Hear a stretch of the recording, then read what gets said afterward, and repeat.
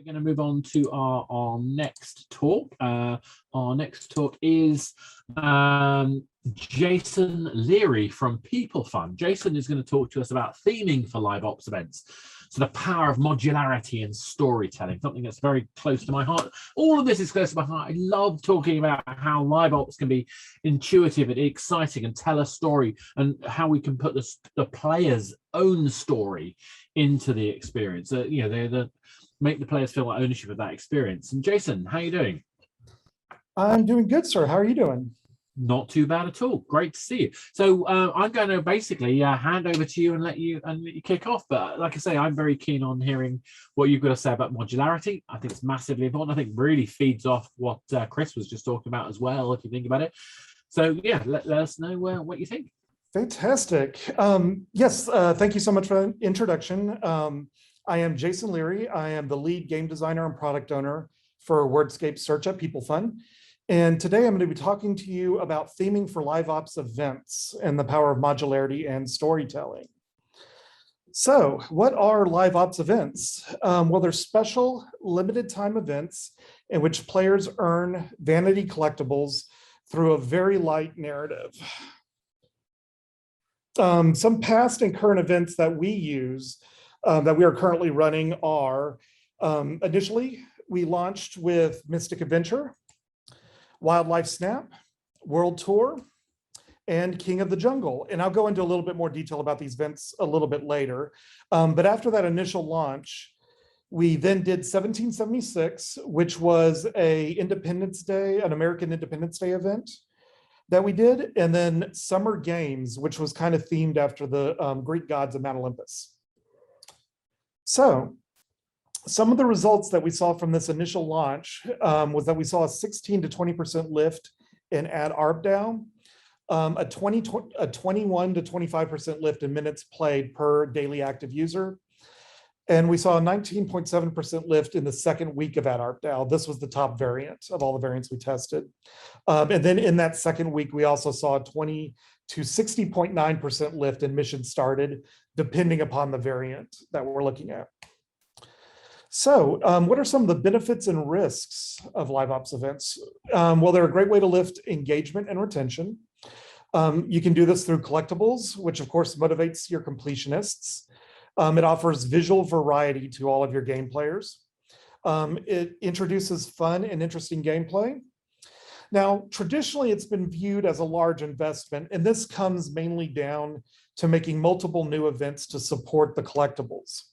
But if you do some proper planning and architecting, you can actually minimize a lot of these costs through technical modularity. So when I first came on to Wordscape Search, I actually did an examination of what some of the challenges for the game were. One was that we had just introduced tournaments, which we were seeing a huge engagement on the weekends as our players really get into and enjoy the tournaments. But we were seeing a bit of a lull on weekdays. So what I wanted to do was boost engagement on those non-tournament days and sort of bridge the gap. I also wanted to develop a system that would allow for parallel development of other features. This way, one team could be working on the events, and then another team could actually be working on additional features to get into the game. This would help to reduce development time between releases. That way we could churn through content a lot faster and get it out to the public. So the solution I came up for this was to actually design a modularity system for supporting these themed live ops events. So after that, I decided to lay down the goals. What exactly is it that I wanted to accomplish from these events? So I decided that our themed events should bridge player engagement between weekend tournaments. It should bring purpose and fun to game mode gameplay. We had recently introduced game modes into our game, but they hadn't performed quite as well as what we would have liked, but they did offer some variety in gameplay. So I saw this as an opportunity to revisit game modes, integrate it into events, and then see if we could then utilize that work in the new event structure. So I wanted to create a framework that could be used for easy development of future events. That way we could turn them around very quickly. And I wanted to provide themed meta through background clues and environmental storytelling. And last, I wanted to aspire to tie theme into gameplay whenever possible. So I started by actually doing research, starting to look at some of the other games in the casual space and to see what they were doing for live ops events. And I noticed that successful events typically include consistency. Players actually know what to expect from these events for that particular game. They also organically weaved it into the core gameplay. And they always offered exclusive event-specific rewards and content, which was very, very important. The content changed from game to game, but many games offered profile images, some offered decoration spaces. But the important thing is that all of these had special theming that was actually tied to that event. So after the research, I decided that we could do 2 event types. I wanted to focus on rotational events, which would actually bridge the time between the holiday and seasonal events. These events were designed to last about 1 week and then switch between them to other rotationals. They're designed to run indefinitely, which means they'll continue to run until the next seasonal event, at which case we'll then run that seasonal event, then they'll rotate back in, or we start seeing an engagement dip on those events, at which point we'll take out one of the rotational events and put in a new rotational event. But all of the rotational events centered around collecting tokens to open reward chests.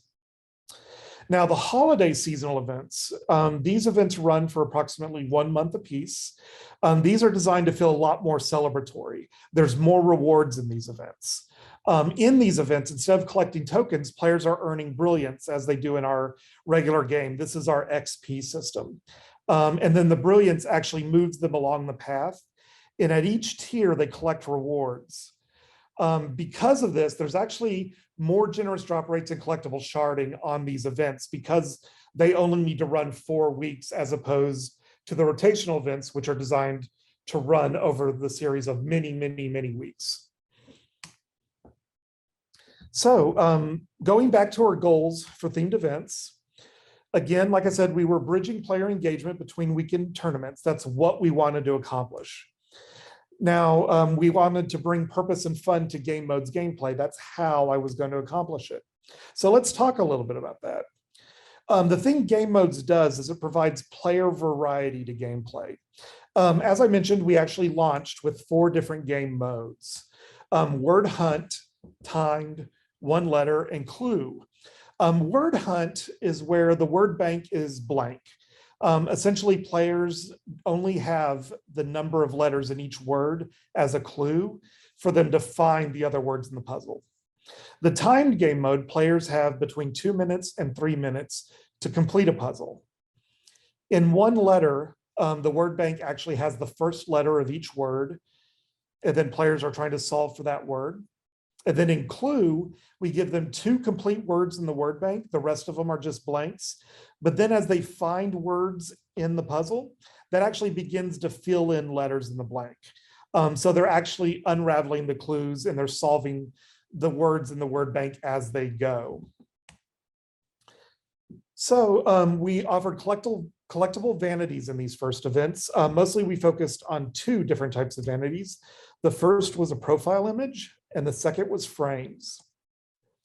But everything was centered around very heavy theming for these events. I wanted to make sure that they felt special and they felt themed.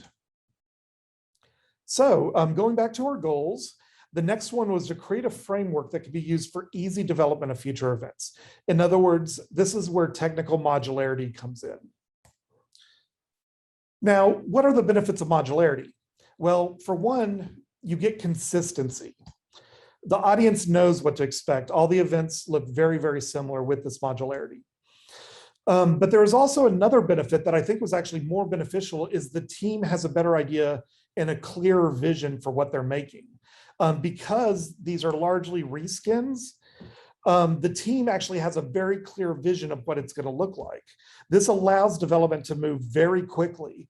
And with just a 3-person team, we had 1 designer, myself, 1 engineer, Brandon, and then 1 artist, Lou. And on this team, we were able to build our Independence Day, our American Independence Day event in just 3 weeks. This was 1776. And we built Summer Games, which introduced the Battle Path in just 4 weeks. So this was very, very quick turnaround and very, very fast development on these events. But it also allowed us to do parallel development with other roadmap features. Because while our event strike team was working on the events, the rest of the search team was able to then focus on other roadmap features. This way we weren't putting all of our eggs into the events basket, and we were able to release much more quickly and get other features out there. So for each release, I build upon what came before, and I generally like to allow myself one new feature to help the event stand out and feel special from everything that came before. So how do we do modularity? Well, the first thing you want to do is outline the key components of your event. In our case, our key components are the event button, the announcements, the upsell, the lobby, the background, the gameplay itself, and audio. Never forget audio. Audio can actually do a whole lot for theming your events, and that is a big one that a lot of people overlook. But after that, what you want to do is break down each component into its customizable pieces. This way you identify exactly what it is about each component that you're going to be reskinning for the event. So let's take a look at our event buttons across all of our events. The first two over here are the two events that we started with. This one's Mystic Avenger. This is King of the Jungle. This is 1776, and this one's Summer Games. As you can see, they all have the same components. The first three events all use the treasure chest as the event icon. And then Summer Games still has an event icon, but it's using Mount Olympus as I started to lean a little more heavy into theming. All of these also have a timer, an event timer, which is counting down to the end of the event. And then each has a new stamp on here just to indicate that it's a new event that's just started.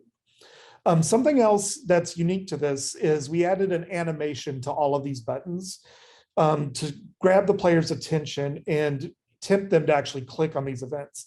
So the treasure chest would actually shake from time to time with an audio cue. And Mount Olympus would actually get struck by Zeus's lightning just to draw the player's attention to it. This is an example of our event announcements. Once again, as you can see, they're all extremely similar. The event announcement is a short little animation that plays to announce the arrival of the event. They all incorporate the banner for the event.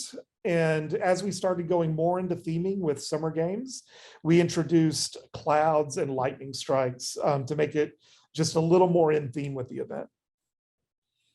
Once again, the event upsells. This is the opportunity to tempt the player to click into the game itself.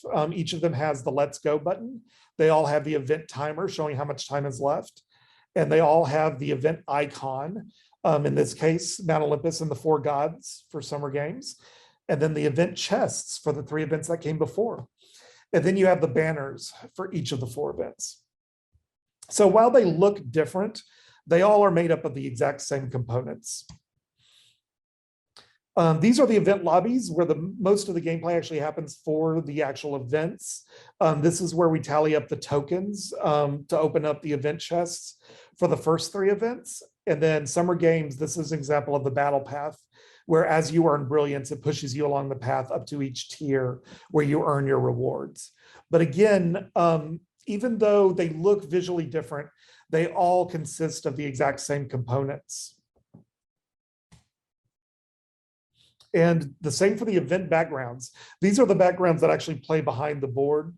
And each of the event backgrounds have some animations associated with it. Once again, to go into the theming and to make it feel special.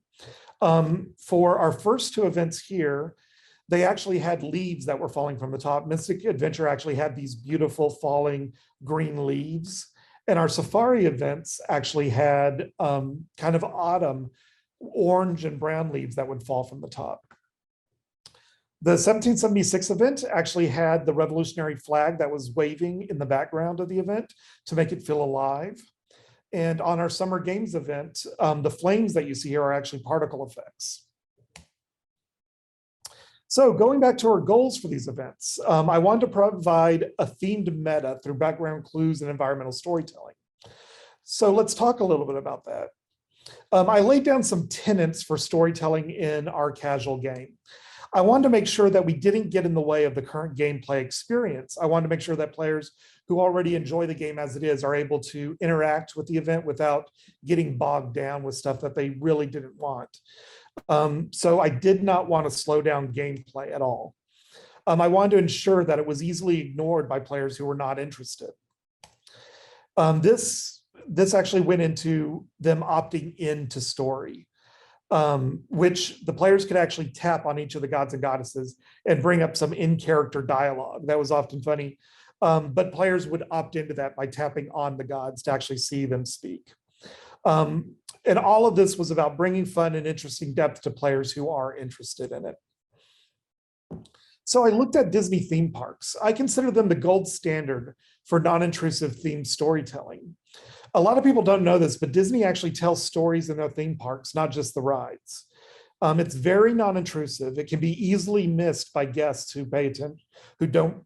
It can be easily missed by guests who don't pay attention to it. It can also make guests feel like they're in on a secret. All of this revolves around environmental storytelling. It's extreme attention to detail. So let me give you an example of this. Disney has something called the Society of Explorers and Adventurers. And what this is it's a fictional society of inventors, grave robbers, and adventurers that Disney uses to tie together various stories throughout their parks. Some of the attractions that they tie into are Mystic Manor in Hong Kong Disneyland. The manor is actually owned by a Sea Org member, and he brings back the treasures he finds on his adventures and actually stores them in the manor. Big Thunder Mountain is actually owned by a Sea member. The Tower of Terror, this is the one at Tokyo Disney Sea, not the ones stateside that are themed with Twilight Zone. But the tower itself actually has a connection to sea. The Jungle Cruise rides in various parks actually tie into sea pretty heavily. And the new Jungle Cruise movie, interesting enough, actually has a lot of really cute references to sea, which I found very funny. And then Jock Lindsay's Hangar Bar, which they introduced when Disney got the rights to Indiana Jones. The members of the Sea actually put up the money for the Hangar Bar. And so there's various images of them with Jock hanging up in the bar, which is cool and kind of adds to the story and the depth. But that's sort of what I'm talking about when I say environmental storytelling. So I've included a link here where you can actually visit that actually has a really cool write-up on the Society of Explorers and Adventurers. So what have we learned from the masters at Disney Imagineering? Well, we want to ease them into it. And you want to do this by using the tools that are available to you. For example, for a Mystic Adventure, we have the Adventure Sticker Set. So players collect tokens and follow clues at each location. They find enough clues at a location, then they earn the sticker for that location. Finding all the stickers then unlocks the mysterious secrets of Easter Island. So take advantage of the little details in your game. Tell stories with your backgrounds and lobby images. The opportunities are there, you just need to take advantage of them. This is an example of some of the theming work in progress that we did. This one is the safari background. You can see the initial sketch that we have over here on the left. Then we have the more complete sketch in the middle, and then what it looks like in game. This is the theming work that we did for 1776. On the left, as you can see, we were heavily influenced, especially at first with BioShock Infinite. So our chest took a heavy influence from that. The initial banner did. And then this is what it actually looks like in game. Then on the right, you see the initial sketch we did for the gameplay background. And then all the way on the right, you see that we actually have the waving flag in the background to give it a little more life and pizzazz in game. And this is for Summer Games. This is the very first image I ever saw of Aphrodite over here on the left, which I think was a very beautiful rough sketch our artist did. And it looks almost identical to what we wound up going with once we got it in game. And then we have the background for Summer Games. Sorry. And as you can see, we replaced the painted flames with particle effects just to give it a little more life and motion as the flames burn. So going back to our goals, the last goal I had was to aspire to tie theme into gameplay whenever possible. So this is all about using gameplay to elicit an emotional response that ties into the theme. For example, the King of the Jungle event, the story is that it's a race against time to determine the King of the Jungle. So what I did was I made this a timed event. That way players were actually racing against a timer to get that emotional response as they were playing the event. For Mystic Adventure, it's all about unraveling the mystery, visiting locations, collecting artifacts, uncovering the ancient treasures. So for this, I used our clue game mode. So as players are working to solve the mystery, they're actually unraveling the clues of the word bank and finding more and more of the words. Summer Games was all about overcoming the challenges and receiving the blessing of the gods. So for this one, I actually used one letter and clue game modes to make it a little bit more challenging. And our Halloween event is our next important step along this path. I don't have anything to share with you about that today, but I really hope everyone starts playing this event next month and can see what we have up our sleeve. It's really exciting. I think it'll be a lot of fun. So how do you apply these ideas to your games? Well, first, you want to identify your challenges. You want to establish your goals. Now, both of these, the challenges and goals, are going to be unique to each individual player in each individual game. So you really want to look at your game and say, what are your challenges and what are your goals for your game? You want to research to what other games in your space are doing. Make sure that you build for technical modularity. This is to keep things moving very quickly. And take advantage of the details for your storytelling. And last but not least, tie theme into gameplay whenever possible. And that is it. I believe we have a little bit of time for some Q&A.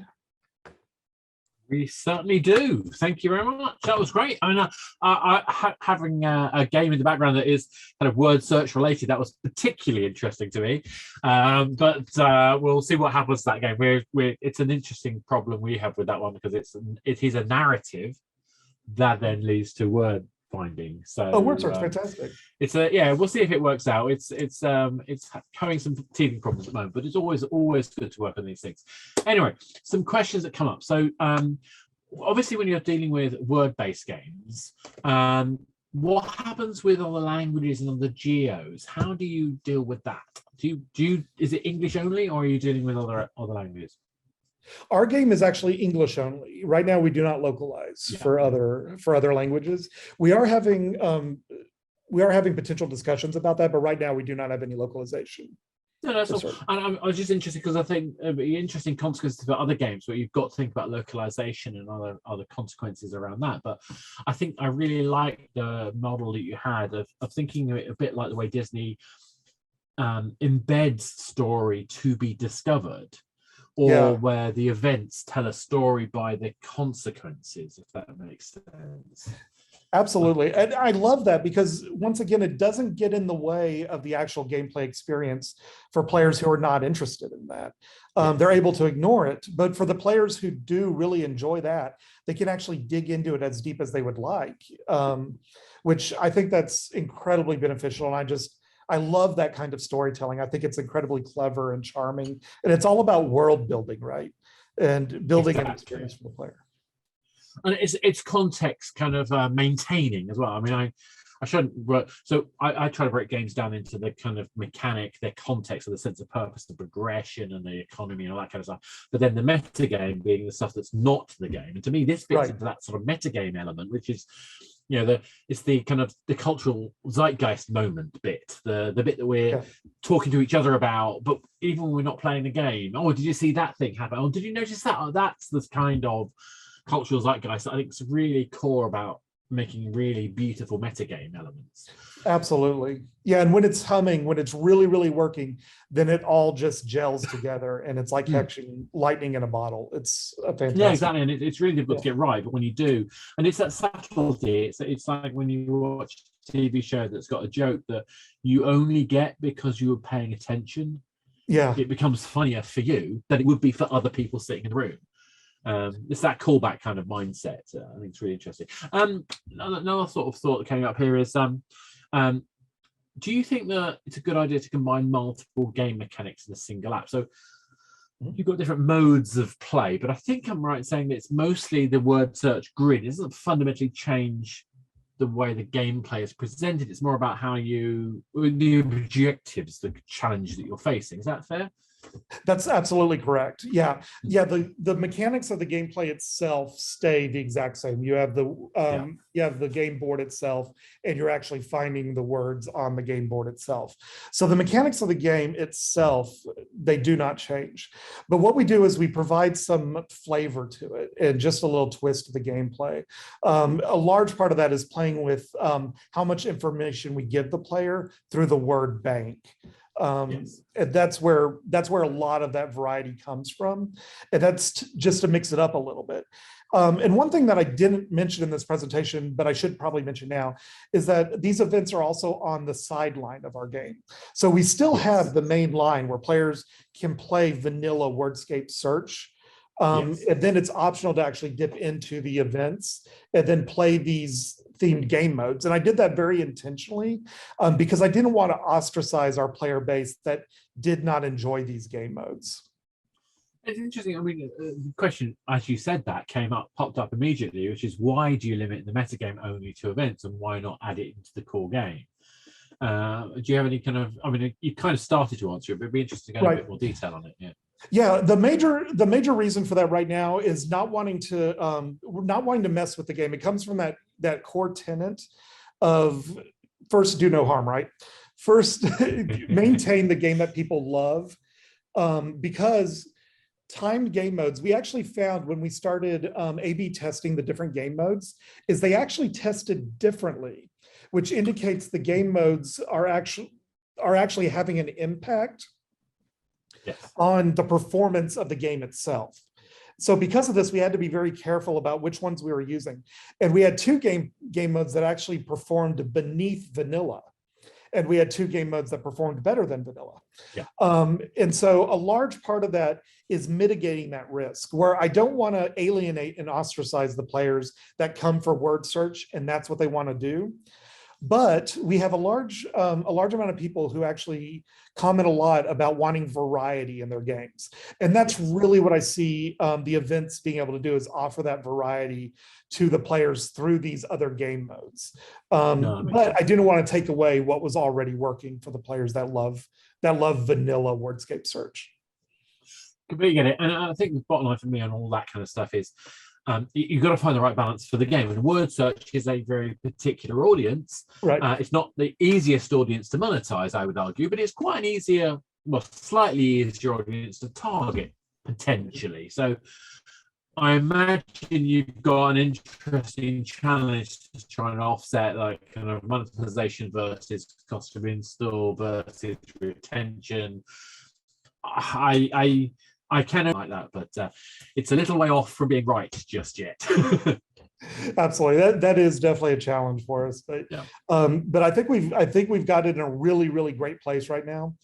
We are mostly ad monetized, but we are actually, one of my goals is to actually focus a little bit more and bringing some more variety into it as well.